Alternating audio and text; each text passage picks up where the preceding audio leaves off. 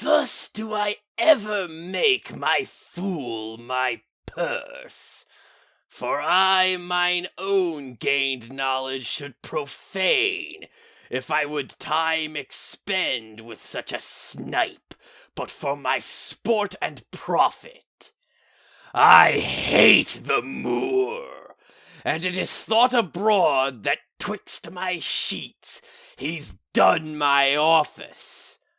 I know not if it be true, but I, for mere suspicion in that kind, will do as if for surety. He holds me well, the better shall my purpose work on him. Cassio's a proper man, let me see now. To get his place, and to plume up my will in double knavery. How? Let's see. After some time, to abuse Othello's ear, that he is too familiar with his wife.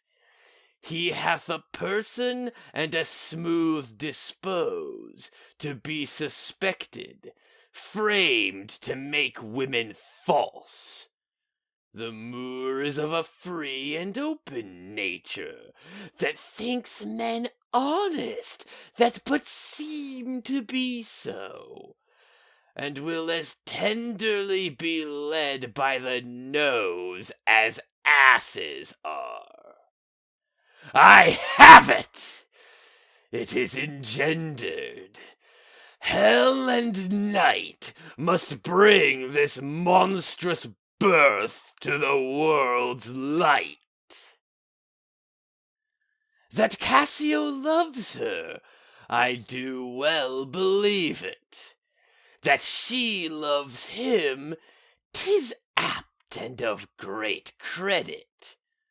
The Moor, howbeit that I endure him not, is of a constant, loving, noble nature, and, I dare think, he'll prove to Desdemona a most dear husband.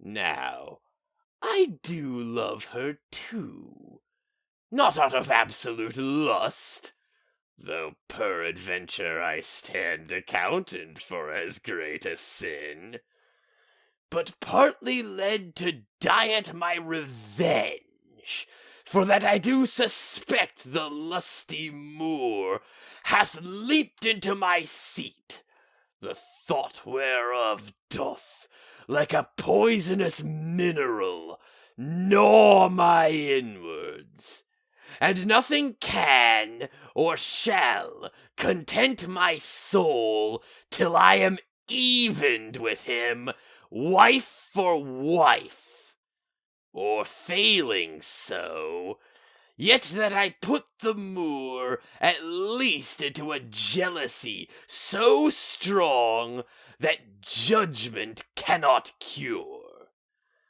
Which thing to do, if this poor trash of Venice, whom I leash for his quick hunting, stand the putting on, I'll have our Michael Cassio on the hip, abuse him to the Moor in the rank garb, for I fear Cassio with my nightcap too, make the Moor thank me, love me, and reward me for making him egregiously an ass, and practicing upon his peace and quiet, even to madness. 'Tis here, but yet confused.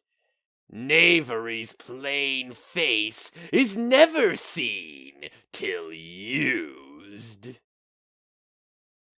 If I can fasten but one cup upon him, with that which he hath drunk tonight already, he'll be as full of quarrel and offense as my young mistress's dog. Now, my sick fool Roderigo, whom love hath turned almost the wrong side out, to Desdemona hath tonight caroused potations pottle deep, and he's to watch 3 else of Cyprus, noble swelling spirits, that hold their honors in a wary distance, the very elements of this warlike isle, have I tonight flustered with flowing cups, and they watch too. Now, mongst this flock of drunkards, am I to put our Cassio in some action that may offend the isle? But here they come. If consequence do but approve my dream, my boat sails freely, both with wind and stream. And what's he then that says I play the villain, when this advice is free I give, and honest, probable to thinking, and indeed the course to win the moor again? For 'tis most easy th' inclining Desdemona to subdue in any honest suit. She's framed as fruitful as the free elements, and then for her to win the moor were to renounce his baptism, all seals and symbols of redeemed sin. His soul is so enfettered to her love that she may make, unmake, do what she list, even as her appetite shall play the god with his weak function. How am I then a villain, to counsel Cassio to this parallel course directly to his good? Divinity of hell! When devils will the blackest sins put on, they do suggest at first with heavenly shows, as I do now. For whiles this honest fool plies Desdemona to repair his fortunes, and she for him pleads strongly to the moor, I'll pour this pestilence into his ear, that she repeals him for her body's lust, and by how much she strives to do him good, she shall undo her credit with the moor. So will I turn her virtue into pitch, and out of her own goodness make the net that shall enmesh them all. 2 things are to be done. My wife must move for Cassio to be her mistress. I'll set her on. Myself the while to draw the moor apart, and bring him jump when he may Cassio find soliciting his wife. Aye, that's the way. Dull not device by coldness and delay. I will in Cassio's lodging lose this napkin, and let him find it. Trifles light as air are to the jealous confirmation strong as proofs of holy writ. This may do something. The Moor already changes with my poison. Dangerous conceits are in their nature's poisons, which at the first are scarce found to distaste, but with a little act upon the blood, burn like the mines of sulphur. Now will I question Cassio of Bianca, a housewife that by selling her desires buys herself bread and clothes.